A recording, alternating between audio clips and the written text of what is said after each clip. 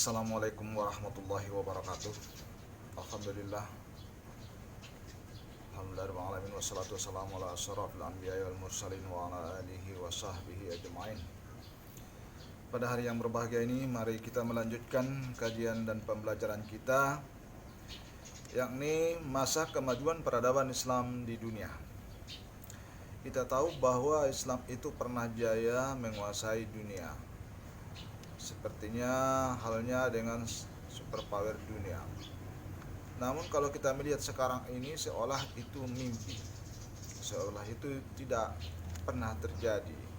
Karena kita lihat sekarang ini setelah itu Islam itu, peradaban Islam itu hancur. Nah, masa-masa kejayaan peradaban Islam itu bisa kita lihat ketika kita lihat bagaimana penjelasan dan keterangan daripada Harun Nasution yang dibaginya periodisasi perkembangan Islam menjadi 3 periode. Periode klasik adalah masa ekspansi, integrasi, penyatuan wilayah, dan masa keemasan Islam. Masa pertengahan dan masa kemunduran. Jadi kalau kita lihat ini pada periode klasik atau masa ekspansi, integrasi, ya, penyatuan wilayah, ada merupakan suatu masa keemasan. Jadi kalau kita melihat kok masa klasik ini masa keemasannya, karena di sana kalau kita lihat banyak hal yang masih murni adanya dalam pengamalan ajaran agama. Tetapi kalau kita lihat penyebab kehancuran itu ketika para pemimpinnya lalai di dalam menjalankan ajaran agama, lalai dalam kepemerintahan, hidup bermewah-mewah, bersenang-senang, sehingga dia lupa, sehingga dia tidak memikirkan bagaimana keadaan umat Islam pada masa itu. Jadi pada tahun 650 sampai 1000 Masehi itu merupakan masa keemasan, sedangkan masa desintegrasi dari tahun 1000 sampai 1250 Masehi merupakan periode pertengahan. Jadi di sini periode pertengahan ini memuat 2 masa, yaitu masa kemunduran dan masa 3 kerajaan besar. Masa kemunduran ini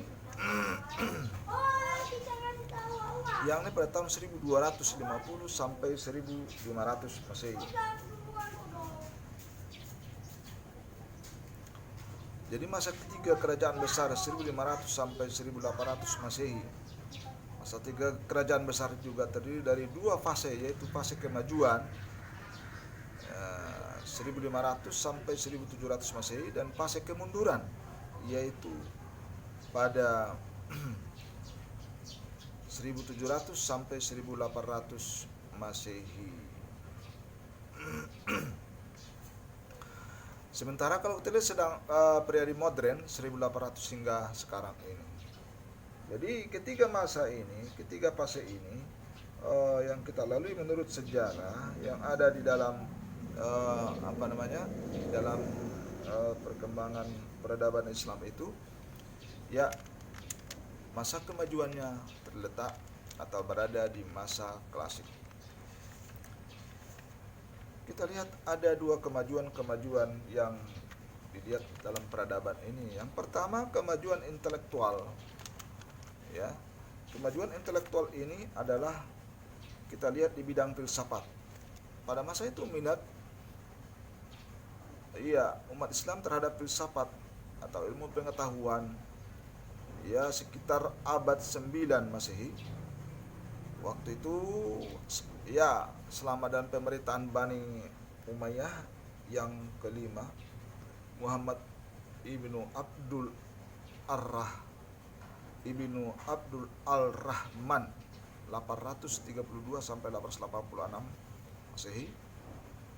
Kita lihat Baghdad merupakan pusat ilmu pengetahuan di dunia. Ya, kita lihat juga bagaimana pada masa di Baghdad itu menyuplai karya ilmiah dan filosofis sejumlah besar ke Spanyol, Cordova, perpustakaan universitas-universitas yang mampu menyaingi Baghdad. Tokoh utama pertama dalam sejarah filsafat Arab Spanyol adalah Abu Bakar Muhammad Ibnu As-Said yang lebih dikenal dengan Ibnu Bajjah yang dilahirkan di Saragossa. Al-Farabi dan Ibnu Sina, ya, masalah yang dikemukakannya bersifat etis dan eskatologis. Karyanya Takfir al-Mutawahhid. Jadi pada masa itu dibilang filsafat juga berkembang dengan pesatnya.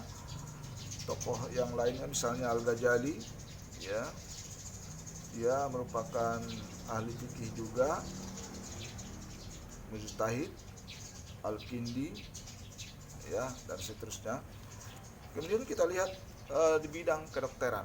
Jadi di bidang intelektual ini banyak hal yang berkembang. Jadi filsafat, kedokteran, astronomi. Ibnu Sina dalam bidang kedokteran sangat dikenal dengan nama Ibnu Sina ataupun Avicenna. Avicenna adalah tokoh paling terkemuka di bidang kedokteran. Dia mewariskan 267 buku karyanya yang Al-Qanun fi At-Tib, bukunya sangat terkenal dalam bidang kedokteran. Kita lanjut kepada astronomi. Di sini kita kenal dengan Ibrahim Ibnu Yahya Al-Nakas. Ya, dia menentukan terjadinya gerhana matahari dan menentukan berapa lamanya. Dia dapat menentukan terjadinya gerhana matahari. Dia menghitung, ya. Dia bisa menghitung dengan merumuskan bagaimana, ya, lamanya gerhana matahari. Ini pakarnya ini adalah Ibrahim Ibnu Yahya Al-Nakas. Jadi dia berhasil membuat teropong modern yang dapat menentukan jarak antara surya, tata surya dan bintang-bintang. Jadi teropong yang bisa diciptakannya teropong yang modern, ya, yaitu si Ibrahim Ibnu Yahya An-Nakas. Az-Zakali dari Cordova, salah seorang ahli astronom yang pertama kali mengenalkan astrolab, yakni instrumen yang digunakan untuk mengukur jarak sebelum sebuah bintang dari horizon bumi. Begitu juga Ibnu Ahisan, bukunya Al-Manajir berisi tentang ilmu optik. Buku ini diterjemahkan dalam bahasa Latin oleh Friedrich Reisner dan diterbitkan di kota Basel, Swiss pada tahun 1572 dengan judul Optical Desires. Dalam bidang matematika, kita lihat matematika yang tokoh-tokohnya kita ambil Al-Khawarizmi sebagai pakar astronom, geografi, ya juga ahli matematika sekaligus penemu angka nol. Jadi penemu angka nol itu adalah Al-Khawarizmi. Jadi penemu angka nol dan penemu salah satu cabang ilmu matematika. Kita lihat lanjut dengan fisika. Dalam bidang fisika, Abdul Rahman Al-Qajini menulis kitab Al-Mizanul Hikmah of Wisdom, The Scale of Wisdom pada tahun 1121. Karya fundamental dalam ilmu fisika di abad pertengahan mewujudkan tabel berat jenis benda cair dan padat dan berbagai teori tentang fisika. Dalam bidang kimia, Jabir Ibnu Hayyan, masternya ilmu kimia yang diakui oleh dunia. Ide-ide eksperimennya lebih dikenal sebagai dasar untuk mengklasifikasikan unsur-unsur kimia, utamanya pada bahan metal, non-metal, dan penguraian zat kimia. Dalam bidang sejarah dan geografi, wilayah Islam bagian barat melahirkan banyak pemikir seperti Ibnu Jubair al-Valencia. Jubair dari Valencia 1145 sampai 1228 Masehi, menulis tentang negeri Muslim Mediterania.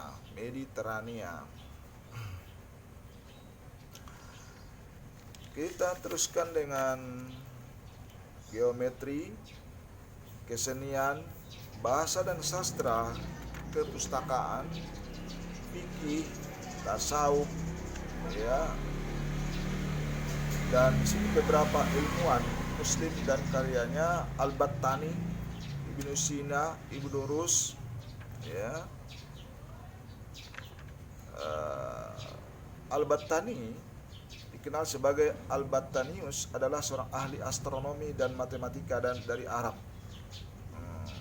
Al-Battani nama lengkap Abu Abdullah Muhammad Ibnu Jabir Ibnu Sinan Ar-Raqi Al-Harani As-Sabi Al-Battani, lahir di Haran dekat Urfa. Salah satu pencapaian yang terkenal dalam astronomi adalah tentang penentuan tahun matahari sebagai 365 hari, 5 jam 46 menit dan 24 detik. Ibnu Sina dikenal juga sebagai Avicenna tadi, ya, di dunia barat, adalah seorang filsuf, ilmuwan dan juga dokter kelahiran Persia. Ibnu Rus, Abu Walid Muhammad bin Rus, lahir di Cordoba, Spanyol pada tahun 520 Hijriah 1126 Masehi, dikenal dengan sebutan Averroes. Ya, mendalami banyak ilmu seperti kedokteran, hukum, matematika, dan filsuf. Jenis pengetahuannya ensiklopedi bagi kamus. Ya. Yang kedua, kita lihat kemajuan kebudayaan dan seni arsitektur. Jadi ini terhadap peradaban Islam dalam bidang kebudayaan seni. Kita lihat di sini sebagai bukti dalam bidang seni ini adalah arsitektur ini adalah sebuah masjid museum terkenal dengan nama Hagia Sophia. Asalnya adalah sebuah gereja yang bernama Hagia Sophia yang dirubah menjadi masjid ketika ditaklukkan tentara Islam. Ya. Di Hagia Sophia dipamerkan surat-surat Khalifah Utsman yang menunjukkan kehebatan Khalifah Utsmaniyah dalam memberikan jaminan perlindungan dan kemakmuran kepada warganya maupun pada orang asing mencari tanpa memandang agama mereka. Jadi surat-surat Khalifah Utsman mereka pertunjukkan di sebuah masjid Hagia Sophia.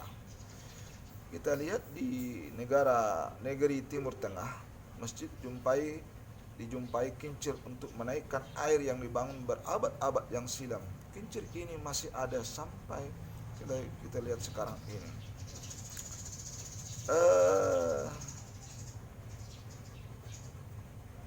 Di beberapa kota gurun pasir masih dijumpai sistem distribusi air bawah tanah yang disebut kana.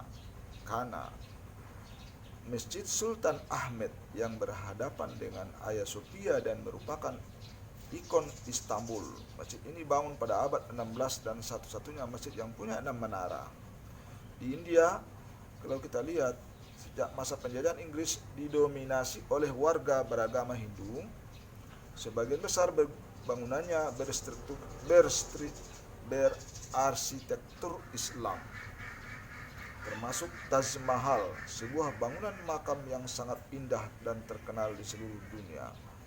Berbagai masjid dan universitas di Masjid Damaskus dan Istanbul masih berfungsi hingga kini, seperti Universitas Al-Azhar di Mesir yang merupakan universitas tertua di dunia. Di Spanyol dibangun dam-dam atau kanal-kanal saluran sekunder, tersier, ya, dan jembatan-jembatan air, sebuah sistem irigasi baru untuk masa itu yang tidak dikenal sebelumnya. Di Cordoba juga terdapat sekitar 900 pemandian. Sekitarnya berdiri perkampungan-perkampungan yang indah. Karena air sungai tak dapat diminum, penguasa Muslim mendirikan saluran air dari pegunungan yang panjangnya 80 km. Kota tua Cordova masih bisa kita saksikan sekarang. Sejak awal berdirinya 750 Masehi, kota ini sudah memiliki drainase yang bagus hingga jalan-jalannya tampak bersih dan asri. Barang-barang dari keramik juga ditemukan di samping barang logam dengan pusat industrinya di Valencia yang imitasinya belakangan ini diketahui baru ada pada abad ke-15 di Belanda. Industri keramik ini akhirnya juga sampai ke Italia. Tekstil mewah berupa karpet-karpet Spanyol dengan Cordoba sebagai pusat industri tenunannya. Ini suatu pembuktian sejarah yang menandakan pernah maju dan pesatnya peradaban maupun kebudayaan Islam pada masa itu. Ini materi pembelajaran kita, semoga bermanfaat adanya. Wabillahi taufiq wal hidayah. Assalamualaikum warahmatullahi wabarakatuh.